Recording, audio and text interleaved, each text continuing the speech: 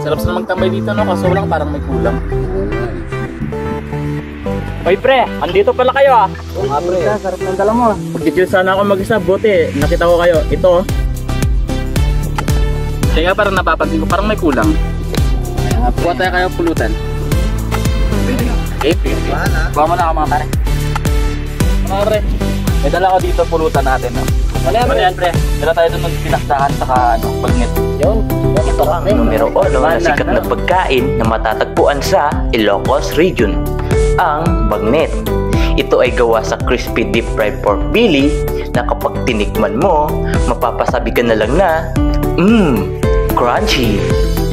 At di rin magpapahuli ang tinakdakan.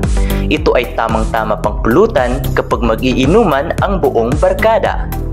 Ito ay traditional na pagkain na gawa sa grilled boiled pig ears, fish, and sometimes liver, which are then finely chopped or diced. The meat is typically cooked until tender and then mixed with various ingredients to create a rich flavor profile.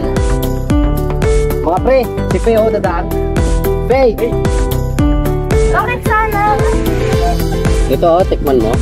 Bagnet. Ang galing. Perfect talaga.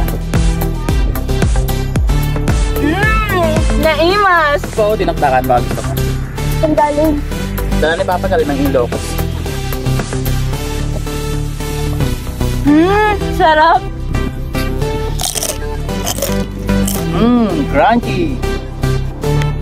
Kayo ba'y mahilig uminom at gusto nyo ng pulutan? Ano pang hinintay nyo? Tara sa Ilocos!